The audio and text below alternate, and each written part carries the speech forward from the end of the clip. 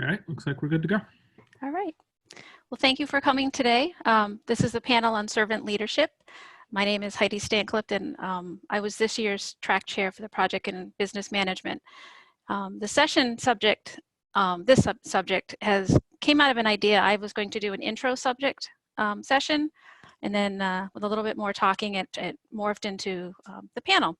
But no matter what, I'm glad to have this subject in this year's event. So I want to take just a minute, because everybody is at their own pace here, and talk a little bit about what is servant leadership. The Greenleaf Center of Servant Leadership defines it as a philosophy and a set of practices that enriches the lives of individuals, builds better organizations, and ultimately creates a just and more caring world. And after this week, I think the world is going to need a few more servant leaders. So I'm grateful to all of those in attendance today. Servant leadership is a journey, so start where you are and continuously grow. After we meet our panelists today, I'll be asking them a series of questions to allow them to share their knowledge and experience. If time allows in the end, and I'm sure it will, we can ask additional questions, and you can do that in a couple ways. You can put them in the chat, or you can put them in the Slack channel. There's a servant leadership Slack channel that Kelly just set up. And that channel will stay open for further discussions after today. So our first panelist is Kelly. Kelly, thank you for being the first person to volunteer and for being a servant leader that made sure this event happened today. Would you take a few minutes to introduce yourself and tell everyone why it's important to you to sit on a panel on servant leadership? Yeah, sure. So I'm Kelly Albrecht, and I've got a number of things going on that I'm really proud of, and just it's my life to be a part of them, in addition to my family. And they're all things that are bigger than me. They're more than I could do alone, and that really is where I like to be, working with people and figuring out complex things. And just my whole life, it's only really worked to involve everybody. Like, it doesn't work to just tell everybody what to do. And also it just getting involved in open source and even Nerd Summit where people are volunteering their time. Like you can't just tell them what to do. So as I've grown and learned about servant leadership, it's really like, okay, that's what this is called. So I'm really passionate about it. And I think it's just really valuable because we all need to be able to work together, and we all need to be able, they're just really good skills for all of us to have, and it makes everything work better. So I think the more that we talk about it and share, the people that work within what is called servant leadership, they've found out a lot of really great things that work. And so it's just sharing that stuff is going to be better for all of us. Great, thank you. Our next panelist is Scott Weldon. Scott, thank you for being on the panel today. I recently met Scott at a Scrum training, and I'm very excited to have his vast experience on the panel. And I was wondering, Scott, if you would take a few minutes to introduce yourself and tell everyone why it's important to you to sit on a panel for servant leadership. Sure. Thanks, Heidi. Good afternoon, everyone. My name's Scott Weldon, and Heidi took this right off of LinkedIn. So as you can see in my profile, I consider myself a servant leader. I focus on that every day. I try to bring that into not only my professional working life, but also into my private life with my family, and try to improve in ways like Kelly mentions. Like, it's not about telling people what to do, it's about helping people become better and be able to fend for themselves. And I think about it, I did a lot of hiking back in my youth, and I think about, the people that led the hiking trips that I was on and how, they helped us make sure we, weren't carrying too much in our packs. We're making sure we were taking breaks, making sure we were, eating the right types of food, energy food, to keep us going on some of these treks that were sometimes 13 to 20 miles a day hiking through the White Mountains. And they were there to help us and guide us, not tell us what to do and drag us by our noses up the mountain. They were there to assist us and make sure we were successful, and that we became better hikers, and learned more about the outdoors along the way. And I really I have that in the back of my mind as I work as a team coach. And I'm all about, as a servant leader, trying to help individuals and teams become better every day as I try to help them, figure out how they can help themselves and become better at self-organization and self-managing and extreme ownership and those kinds of things, to where they can take over the team themselves, and I, as a scrum master or a coach, can back away. So that's kind of, me in a nutshell. So thanks, everyone. Glad to be here. Thank you.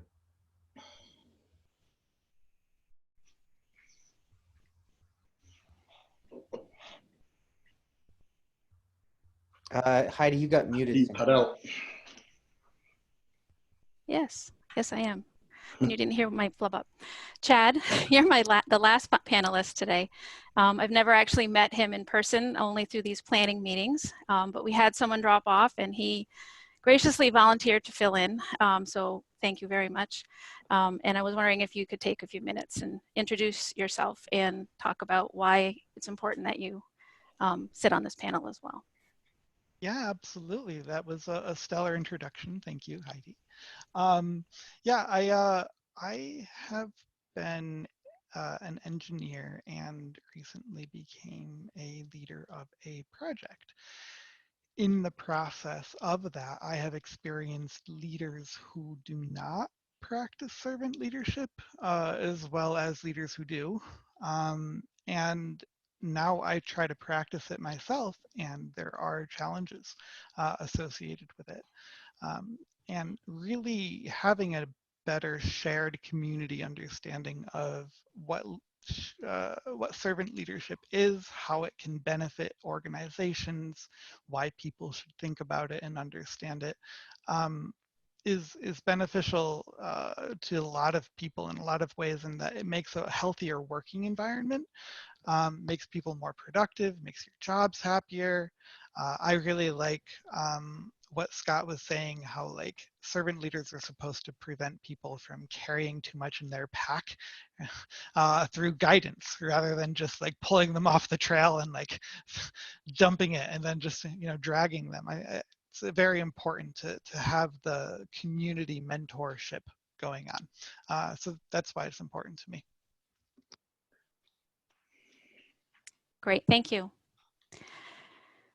So thank you all for sitting on the panel, and now we can start with some questions. So Scott, let me start with you, and then I'll go to Chad and Kelly, and if you could each take a turn and talk about what is servant leadership in an agile organization. So I think we've all seen, especially some of us old timers in the old waterfall world, that it was very command and control, people telling people every day what to do. In an agile organization, I think for an agile organization to be successful, it's about servant leadership at all levels. And it really starts at the top. When you're trying to change culture, part of that is changing, the leader of the organization has to be a servant leader. If they're going to stay in command and control and the rest of the organization is going to try to move towards servant leadership, it doesn't work. So at all levels of the organization, I think servant leadership needs to be there. You need to figure out how you're going to help the people around you. So if you're a IT manager and you're not on a Scrum team, what are you going to do to help remove impediments? What are you going to do to help make sure that folks are, growing in their T-shape as far as learning more skills and deeper skills? Finding out what your role is in the organization, finding out where you can help people, improve. And I think, that's my 2 cents on that question. Heidi cut out again. Sorry.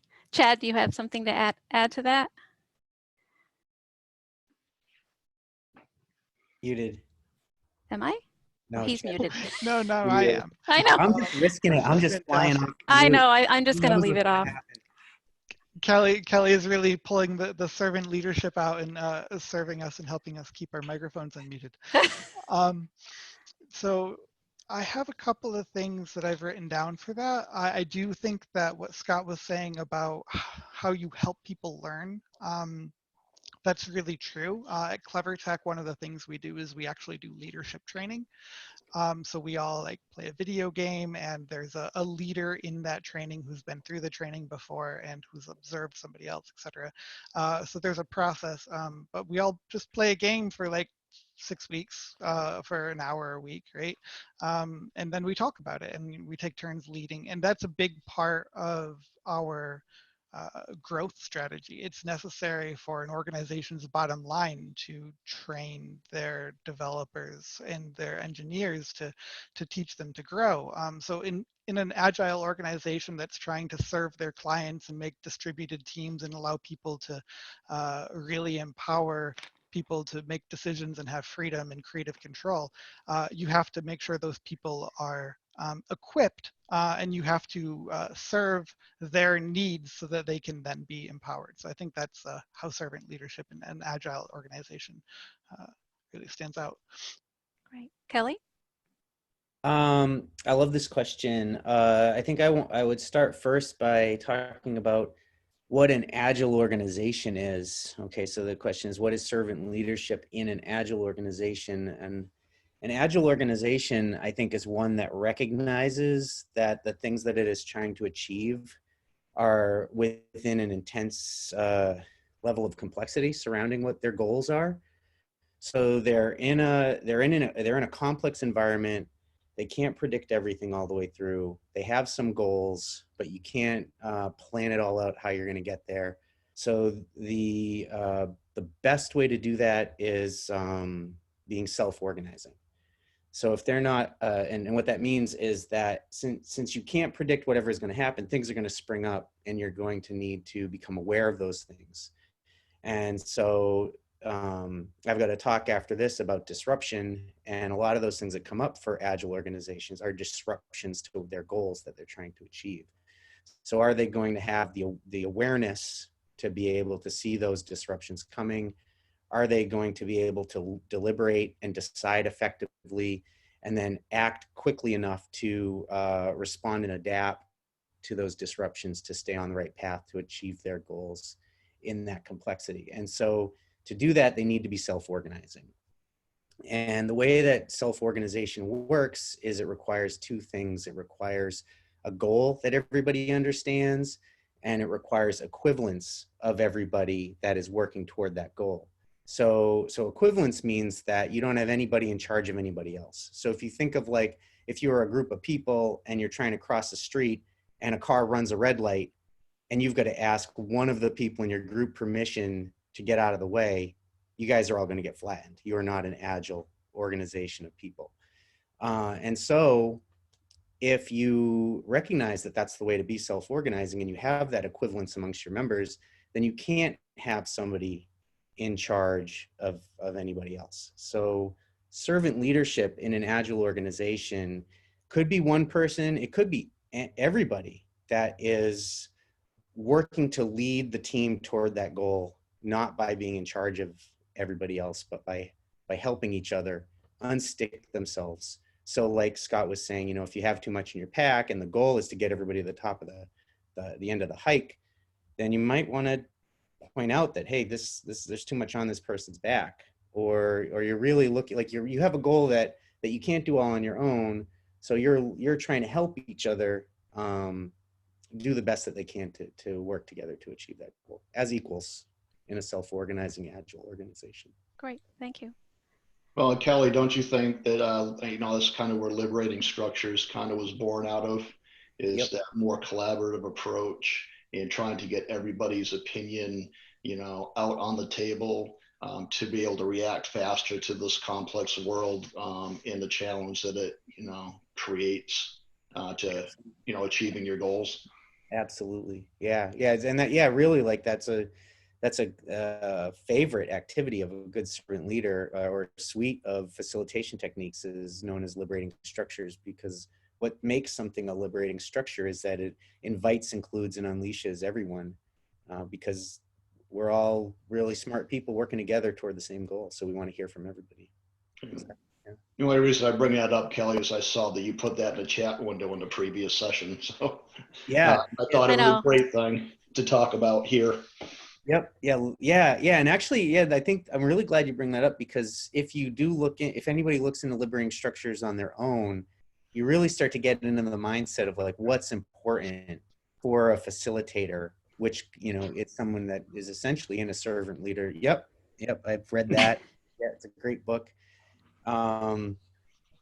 Yeah, they're great techniques. And it's interesting too in the context of the conference, because liberating structures really focuses in on the ways we communicate and to each other, and who's in control of the content. So we're doing this conference of presentation after presentation after presentation, and the presentation format is not considered a liberating structure, because the presenter is in 100% control of the content, and they're just disseminating it to everybody, all the attendees. And that's not inviting and including and unleashing everyone. Well, So that that's may be an idea for next year, Kelly, to figure out, because I know that the liberating structure guys are trying to figure out in this world now. They're running some stuff that's virtual liberating structures. Yep. But even if you're in person next year, which hopefully we are, maybe running some of these topics with liberating structures would be a really awesome World Cafe or something like that. Yeah, or 1-2-4 all. So if anybody came to any of the coffee and networking, that was my attempt to get enough people into one place where I could try to play with the Zoom breakout rooms, because so 1-2-4 all is a liberating structure that the one part is the facilitator invites each person to ponder a question on their own and come up with some answers that they think speak to that question. And then the two part is you turn to a partner and you combine and compare what you were thinking your answers were, so it kind of melds those together. And then the four part is those two people pair up with another two people and you kind of merge in what you were thinking. And then you can share that with everybody. And so what I usually like to do is share the most impactful thing from your group that doesn't repeat a previous group. So it's this way you include all the introverts, because they can think of it by themselves and come up with stuff. But then the two and the four and the all part, it kind of pulls it all together, so nobody has to, stick their neck out. And that's why it's a liberating structure. And so I played around. So so I could see, like to your point, Scott, I could see using Zoom, using the breakout rooms to do 1-2-4 all type things. And 1-2-4 all is like a core component of most of the liberating structures. It's probably the most popular liberating structure. And there's actually an app out there for liberating structures. It's a Lisa app if you're interested. Heidi, sorry, we kind of hijacked That's the all right. leadership thing and turned it into liberating structures, but That's all right. anyways. I think it's So- kind of cool to have this sort of back and forth. I mean, I learned more about liberating structures. I really like that Kelly was talking about how servant leadership involves awareness and kind of like bringing it back to the 10 points that was in that slide that was shared in the channel and in the article that Kelly linked. I think that for conceptualization and foresight and all of that stuff, I think that we're really engaging in a conversation beyond, because we'll blow through these questions really quick. And I think we've got like half an hour or 45 minutes or so to talk about it. So I thought that was great. Yeah. So I am going to move us on a little bit, because I'm getting some questions in the chat. But Scott, moving on to the next question. What surprised you most about transforming into a servant leader? I think it was, for me, it was moving in what was currently a command and control environment and trying to try different servant leader techniques, and the pushback that I got from the organizations that I worked in. And I worked at Liberty Mutual and Fidelity mainly during most of my career. So those are heavy command and control environments, or they used to be. And there's still a lot of command and control in those environments today, even though they feel like they've transformed into agile organizations. And, the kind of the pushback is you try to, become a servant leader, is really, it's not as easy as you think. Just personally trying to overcome what you used to be as a project man. I was a project manager. So trying to transform from a project manager into a scrum master and then an agile coach, it's a different mindset. And you're really working within yourself to try to, get away from telling people what to do and starting to help people help themselves. And you also got pushback from team members and managers and VPs. And so there's just a lot of struggle and a lot of angst. So it's, this is a wonderful topic. And, like everything else with an agile, it's very apparent and a lot of common sense, but when you try to implement it yourself within an organization, like the ones I'm involved with, it can be a struggle and it can be very difficult at times. Right. Chad, what has surprised you about transforming into a servant leader? So primarily how well it works. I've been on teams where the lead engineer was incredibly intelligent, but very much for himself. He would do something and then say, oh man, you did this horribly wrong, and then he'd like re-architect the entire thing. And like at the end of the day, all that time was lost. He felt bad, you felt bad, and like it doesn't matter how smart he was. And other organizations where people like try to distribute, but they don't do it so well. I happened to land on my own project where I had kind of greenfield authority, and as I like built up my team, it was the first time I led a team. So I was kind of like asking people, what do you think we should do here? What do you think we should do here? And getting as much buy-in and as much involvement as possible, and really trying to connect with them and treat them like my friend, which is something that leaders have never really done for me on my projects. I've always just kind of been like a tool or a resource or like a point of frustration. And in doing that, what I've found is the developers were able to teach me things that I needed in order to grow, and I was able to teach them things that they needed in order to grow. And the team just ultimately became so much better, and we really fell in love with retrium and retrospectives where we can say like this went well and this didn't go well, and like grow together.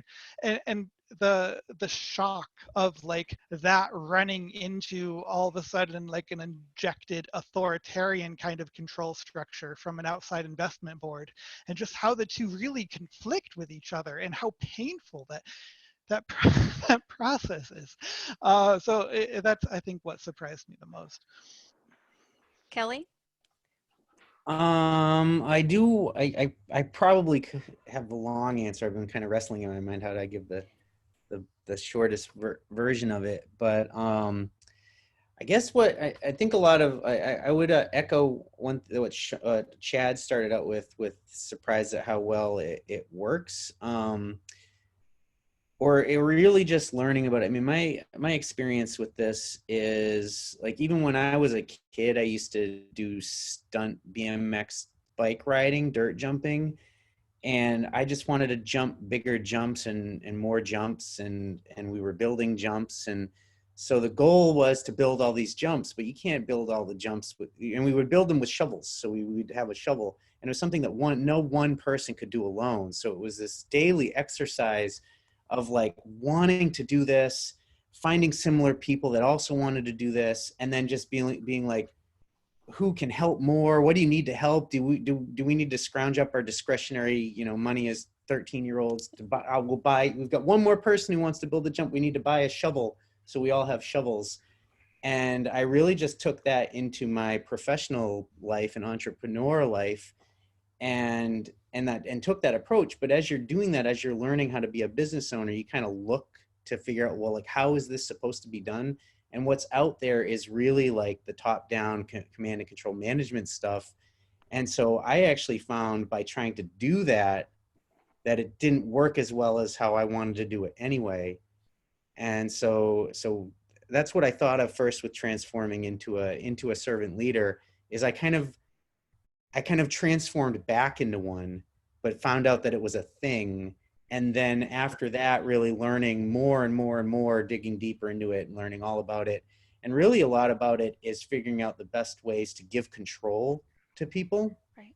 You've got something that you want to do, and you want to make sure that you're not the one that has all the control, because you're not going to do a really good job. So David Marquette has a Turn this ship around is a good book for that. And the YouTube video for that is Greatness. If you haven't seen that, you should go watch that. That's like a huge favorite of people's. But really just to find a way in your organization to give control to everybody. And this cool thing happened a few years ago.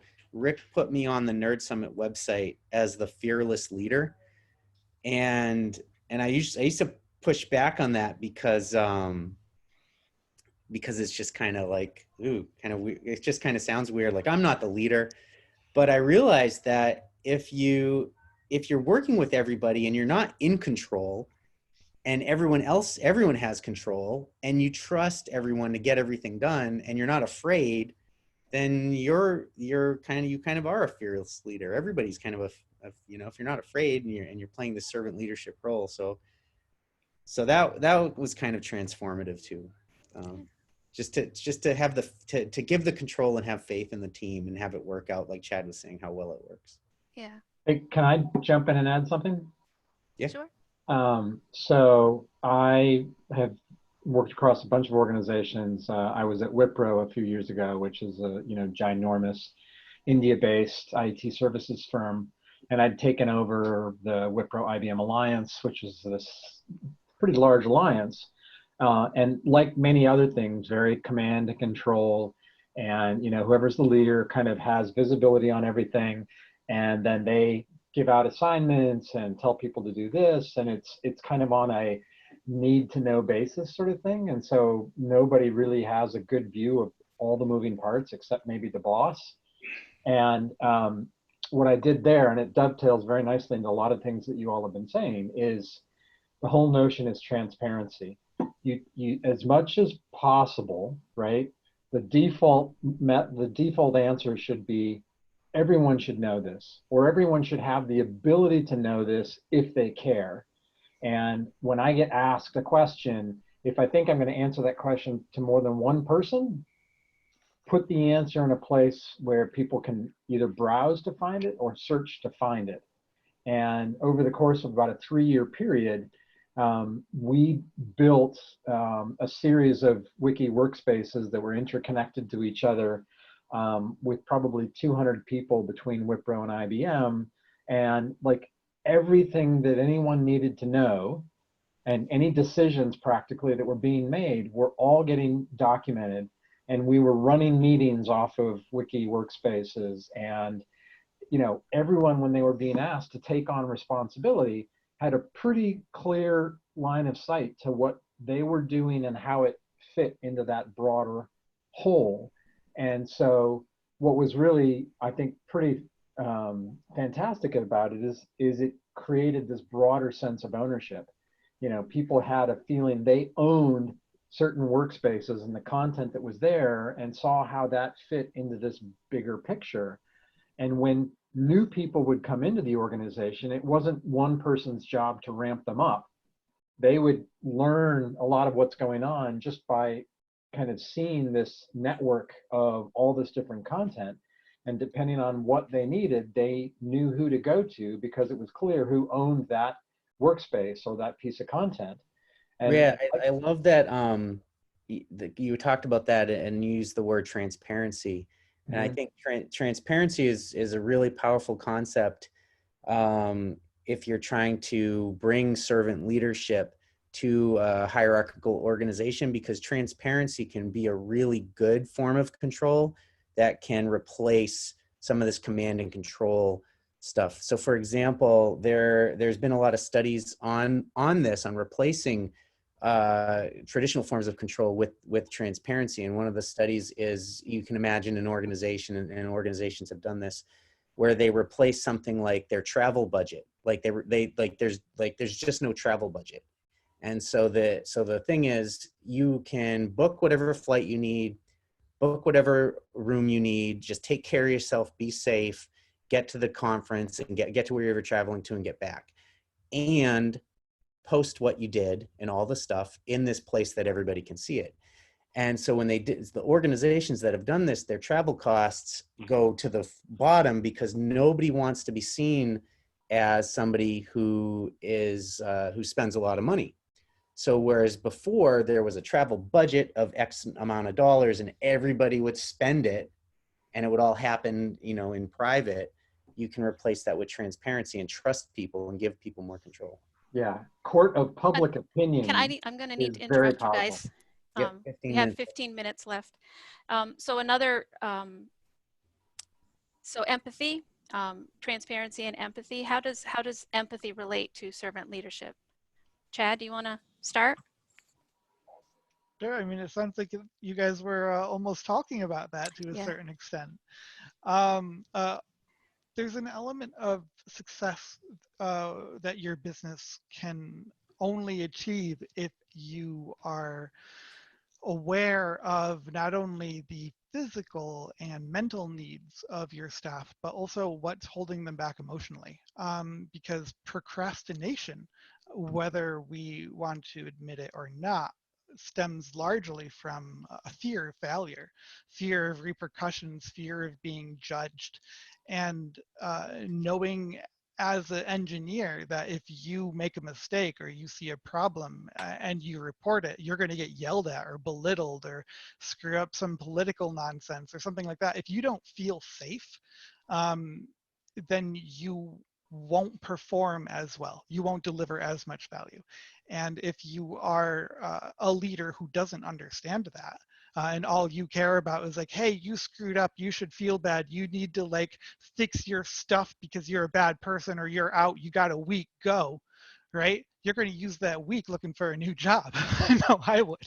And I think that's incredibly important to really be able to serve not only, you know, your team, your organization, and yourself, is to really be able to have that understanding of emotion, Right. Your own and those around you. I'm going to jump to the next question in light of the time. Scott, does servant leadership accomplish the business goals of more profit and less cost? I think it's part of it. I mean, there's a lot that goes into, you know, accomplishing business goals. You know, I do think servant leadership will help your teams. Yeah, servant leadership throughout an organization, as we would like to see it, would lead to teams that are, you know, as effective as possible, which means they're driving more business value out to their customers, you know, faster than, you know, we've ever seen, at least in the old waterfall days, which obviously is going to lead to more profit, and, you know, less costs. You know, you're talking about, you know, very, you know, tightly coupled organizations and teams within those organizations working together, you know, managers and leaders removing, you know, organizational impediments, you know, in that kind of an environment, you know, servant leadership is kind of the driving force within a lot of other things within an agile organization like Scrum and XP and Kanban and, you know, all the systems that you're talking about. All of that coupled together should lead to, you know, driving business value faster. And at the end of the day, this is a business value proposition, right? How fast can we drive business value out to our customers? And agile organizations drive that out faster than we've ever seen. And, you know, obviously servant leadership is a big part of that. I don't think it's the sole component, but, you know, it's a big part of being agile. It's true. I'm going to go to the next slide because I think it incorporates some of the things I'm seeing in the chat as well. The next slide is about getting thoughts on what servant leadership could or should look like from different perspectives of the organizations. I'm going to have each of you take one and then the others can add your thoughts. Kelly, Do you want to tell us what servant leadership looks like as a Scrum Master or Agile coach? Well, with a Scrum Master, one of the things you are holding yourself accountable to is removing impediments, and you're also helping the team keep the goal in mind. And so really the impediments are what's getting in the way of us reaching our goal. And so as you're facilitating the Scrum ceremonies, you're really facilitating those toward the goal as for the team to work toward the goal and surface their impediments and help get them removed. Agile coach, I think, is similar, and similarly, an Agile coach is coaching the team or the person that they're helping toward the goals, identifying the goals, breaking the goals down into smaller achievable pieces, working with the person. And I think really the right coaching stance for an Agile coach is that the person you're working with has it within themselves to solve their own problems. And you've really just got to help them through conversation to identify what they might try next. And to help them with some of the accountability around that, to be like, all right, well, when we meet again, let's talk about how that went, and just help them inch closer and closer toward that goal. Just be, I learned this term from somebody recently, the rubber ducking, because I think Ernie talks to his rubber duck. So you need to be better than a rubber duck, but sometimes you don't need to be much better than a rubber duck, and just let the person talk it through. It's true. Chad, do you want to talk to us about what servant leadership should look like as a middle manager? Yeah, I can talk to that. As a middle manager, I am a tech lead, which means I have people under me and I have upper management above me. So I have to make sure that all of the people on my team are equipped with domain knowledge. I need to make sure that the managers above me are equipped with data necessary to drive business decisions, that the infrastructure is available to provide that data. The people are tasked appropriately to maximize their revenues, and that people feel competent and confident in the tasks that they are assigned. So really kind of facilitating the environment where people can grow, and listening as much as possible to the concerns of everyone around, being right in the middle, right in the thick of it. There's a lot of different levers that you can pull. So really keeping that awareness open, and having the foresight to be able to conceptualize the correct course of action and help people make the right decisions. Great, thank you. Scott, we're going to let you take the executive level. What should servant leadership look like there? Yeah, okay. From an executive level, you're talking about setting the tone for your entire organization. Setting the culture for the entire organization. Are you going to be command and control, or are you going to be a servant leader? And are you going to trust the people below you to do their job? Are you going to look to help your folks below you by removing organizational impediments that either the teams can't solve for themselves or middle managers can't resolve? Those things in scrums bubble up from team to middle managers to, middle managers are like, well, we can't solve this. This is bigger than us. All right, that's up to the executive level now. What are you going to do? Are you going to tell me you're too busy and you have meetings all day? Or are you going to help me, as a developer on a Scrum team, remove this organizational impediment and help not only my team, but all of the other teams across the complex? Trust is a huge thing. And are you going to help? And, that's a lot of what servant leadership is about. Exactly. Thank you for all of this.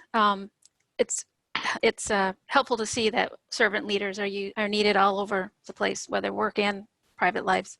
I'm going to put up a few resources. I'm looking at the time. We have about 6 minutes to get to 3. The next slide has some resources that I'll also put in the Slack channel. But I wanted to go over to the questions that are coming up in the chat for a second. While we're looking there, I'll just say that, Scott, that was a great answer at the executive level. It's so true. If you are an executive and you don't, or if you aren't trying to be a servant leader, the floor that you're standing on is your organization's agile ceiling. It will not continue past that ceiling. That's true. You'll never be an agile organization. Exactly. The executive level cannot, transform themselves. Yep. Right. Starts at the top and trickles down. Executive leaders, they need to, celebrate failure and failing fast and experimentation. And they need to bring those examples to their organization, say, look, this team, here's an example. They failed, but here's the learnings from it. And here's how we're going to pivot. You start seeing your executive leadership embrace and celebrate failure, you're well on your way to transform yourself into an agile organization. Yeah. So Cheryl has a question of, do you have recommendations on bringing servant leadership to a hierarchical organization? Anybody? Scott's probably got the most direct experience here. Oh, I think to me, and the reason I brought up liberating structures is one, because I saw Kelly put it into a chat in the previous conversation. But I try to use liberating structures to try to bring folks all the way to the executive level together to try to come up with collective answers to questions like roles and responsibilities from what's the Scrum Master, PO, developer, manager. Sometimes you have these product line organizations where there's product managers, product line managers, executives above them, and bringing them into a room and talking about doing a liberating structure and having columns for all of these different roles and having them fill out what they think all of the different roles and responsibilities are, and then having a conversation and actually having a retro at the end just to kind of pull it all together. And that's not a defined liberating structure, but that doesn't mean you can't create your own liberating structure. So that's kind of how I try to go about it in these hierarchical organizations like a Fidelity or a Liberty Mutual. And then, I mean, my clarifying question would be, is this, in this question that Cheryl asked, is the organization looking to do this, make this change, or are they resistant to it? Because I've been in situations where they're just not interested. So two different approaches. How do you bring it in and persuade somebody who's not looking for the change? I think if they are looking for the change, there's concepts like sociocracy, which has a lot of techniques to create equivalence and throughout the hierarchy. And I think once your goal is creating that equivalence, you're just naturally, if you're a leader at your core at all, you're going to slip right into servant leadership. Right. Yeah. If they're resistant, that tells you something right there, doesn't it, Kelly? It's That's where it falls apart. They just can't shake their hierarchy. It's like, if you want to be an agile organization, you need to be self-organizing, and you can't have this hierarchy. And they're like, well, can we do it and keep the hierarchy? And you see like SAFE is trying to do that with their two operating system model. Well, and it's a lack of trust, isn't it? At the end of the day, if you're resistant to change, then I'm going to turn around and tell you that you don't trust your organization. You don't trust the people that you work with.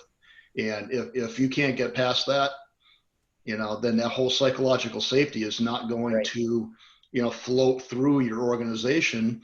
And if you can't permeate that psychological safety through everybody in your organization, you're done. You can pretend that you're an agile organization, but you are far from it. Yeah, the trust thing is huge. That reminds me of the McGregor's theory X and theory Y.